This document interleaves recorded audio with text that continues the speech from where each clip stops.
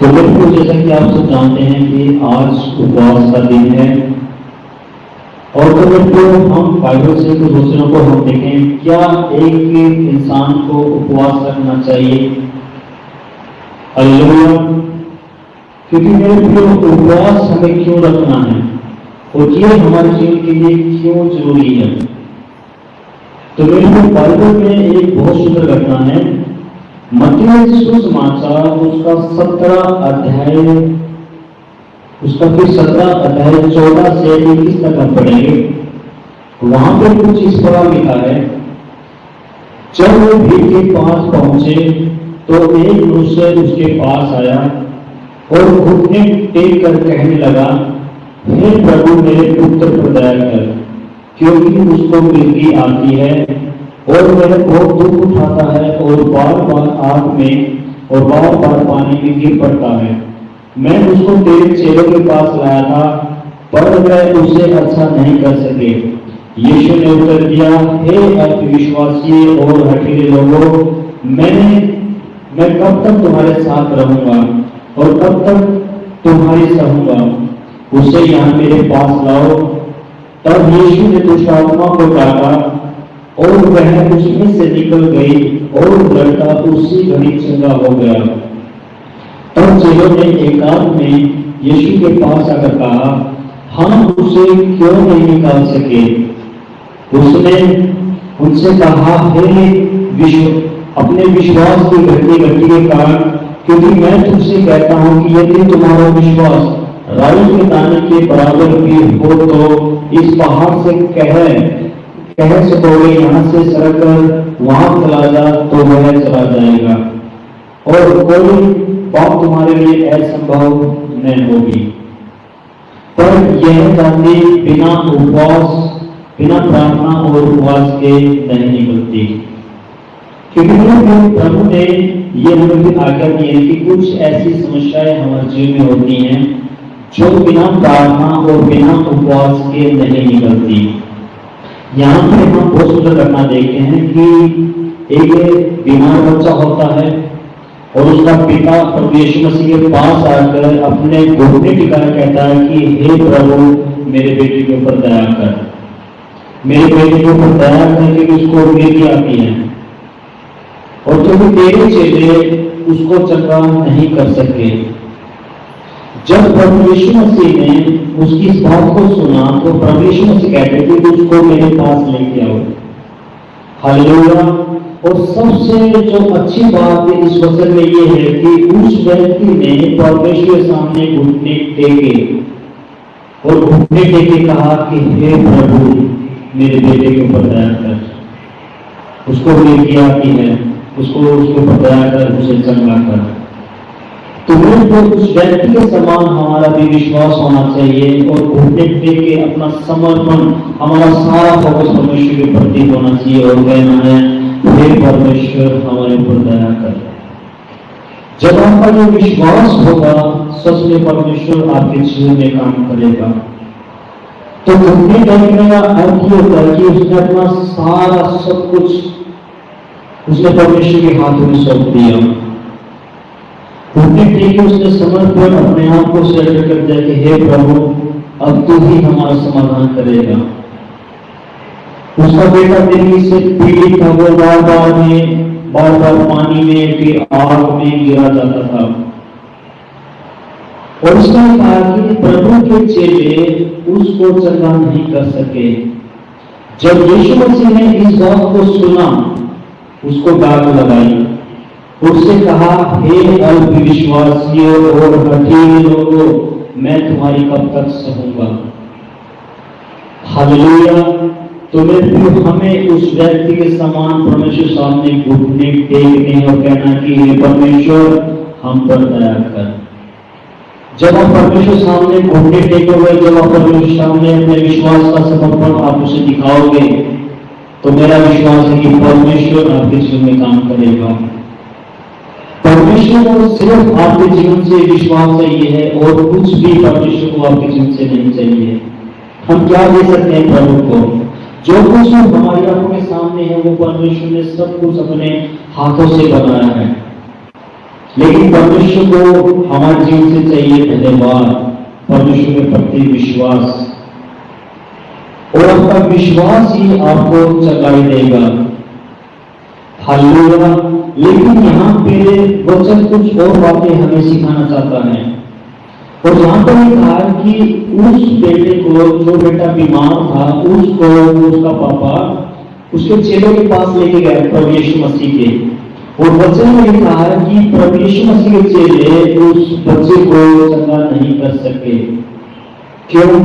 जब उसने एकांत में जाके प्रभु यीशु मसीह से पूछा कि हे प्रभु, हम उसे चंगा क्यों नहीं कर सके, तो वहां पे प्रभु यीशु मसीह कहते हैं कि अपने विश्वास की घटी के कारण तुम उसे चंगा नहीं कर सके। हालेलुया।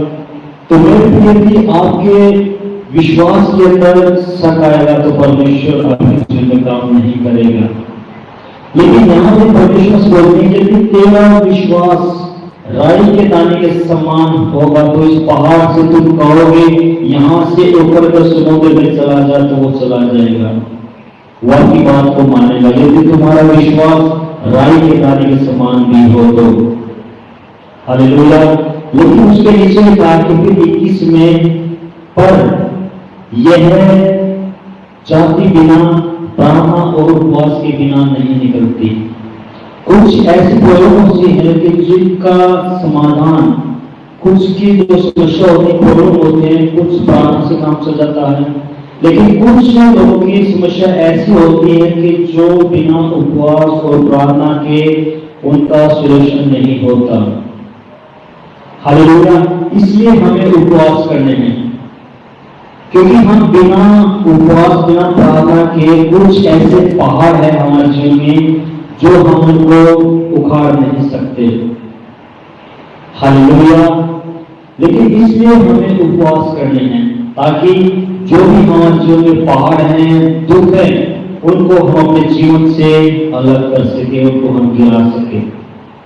हालेलुया। लेकिन कुछ समस्या ऐसी होती हैं जिसमें हमारी प्रार्थनाएं काम कर जाती हैं। हालेलुया। लेकिन कुछ समस्या ऐसी होती हैं जो उपवास और प्रार्थना मांगती है हमारे जीवन से। और उसमें बहुत सुंदर बात लिखी हुई है, भगवान लेकिन वहां पर कहा कि हे प्रभु, मेरे पुत्र पर दया कर, क्योंकि उसको मृत्यु आती है, क्योंकि वो बीमार है। लेकिन प्रभु यीशु मसीह ने दुष्ट आत्मा को फटकारा। बहुत समझने वाली बात है ये, क्योंकि हमारी लाइफ में कुछ ऐसी परिस्थितियां होती हैं, कुछ ऐसे मामले होते हैं जो हम बाहर से देखते हैं कि ये हमारे जीवन में बीमारी है, लेकिन अंदर से दुष्ट आत्मा उनके जीवन में काम करती हैं। हालेलुया। कुछ घरों में लड़ाई होती है, झगड़े होते हैं, हमें देखते हैं कि ये भाई, ये बहन मेरे से कुछ लड़ाई झगड़ा कर, लेकिन अंदर से वो शैतान का काम होता है। हालेलुया। आज लोग समझते हैं कि मिर्गी एक बीमारी है, लेकिन प्रभु यीशु मसीह ने दुष्ट आत्मा को डांटा। हालेलुया। उसका पिता समझता था कि उसको मिर्गी आ रही है, लेकिन अंदर से उसके अंदर दुष्ट आत्मा थी। यीशु मसीह ने तो उसकी दुष्ट आत्मा को फटकारा, तो वचन में लिखा कि उसका बेटा उसी घड़ी चंगा हो गया। हालेलुया।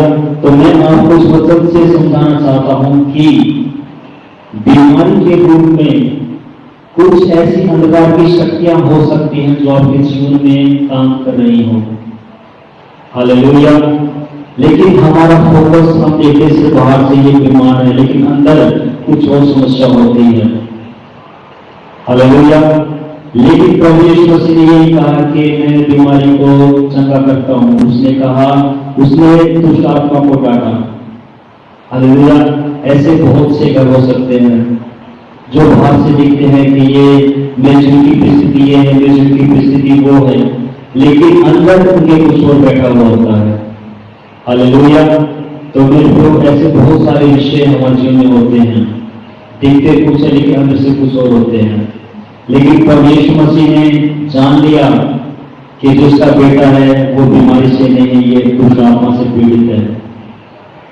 प्रभु यीशु मसीह ने दुष्ट आत्मा को काटा और वचन दिया कि उसका बेटा उसी घड़ी चंगा हो गया। हालेलुया। और फिर 21 वचन में लिखा है कि पर पर यह जाति बिना प्रार्थना और उपवास के नहीं निकलती। इस बात को आप पहले गांठ मार लेना। यदि हमारा जीवन उपवास प्रार्थना में नहीं होगा तो कहीं ना कहीं शैतान हमारे सामने बलवंत पड़ जाएगा। हालेलुया। और इसलिए हमें उपवास रखने हैं ताकि हम शैतान के ऊपर विजय हो सके और शैतान को हम हरा सके। हालेलुया। क्योंकि प्रभु यीशु मसीह के चेले भी उस बेटे को चंगा नहीं कर सके, लेकिन उसको चंगा किया प्रभु यीशु मसीह ने, क्योंकि प्रभु यीशु मसीह सामर्थ्य थे। हालेलुया। उसने साबित किया और उसने कहा कि कुछ समस्याएं ऐसी होती हैं जो बिना प्रार्थना के नहीं जाती, इसलिए हमें उपवास करना। लेकिन जरूरत है हमें उसके पिता के समान परमेश्वर सामने घुटने टेकने की और कहना कि हे प्रभु हम पर दया करें। जब आपका ये विश्वास होगा सच में परमेश्वर आपके जीवन में काम करेगा, परमेश्वर आपकी उपस्थिति आपको महसूस करवाएगा। हालेलुया। तो मेरा विश्वास है कि परमेश्वर आपके जीवन में काम करेगा। यदि आपका विश्वास है कि परमेश्वर आज आपके जीवन की परिस्थिति को परमेश्वर चेंज करेगा, तो सच में परमेश्वर आपके जीवन की परिस्थिति को चेंज कर देगा। हालेलुया। उस बेटे को परमेश्वर ने चंगा किया, लेकिन उसके चेहरे उसको नहीं निकाले, लेकिन परमेश्वर ने उसको चंगा किया। हालेलुया। मैं कुछ नहीं हूं, लेकिन मेरा प्रभु यीशु मसीह सब कुछ है। हालेलुया। और मेरा विश्वास है कि परमेश्वर आपके जीवन में काम करेगा।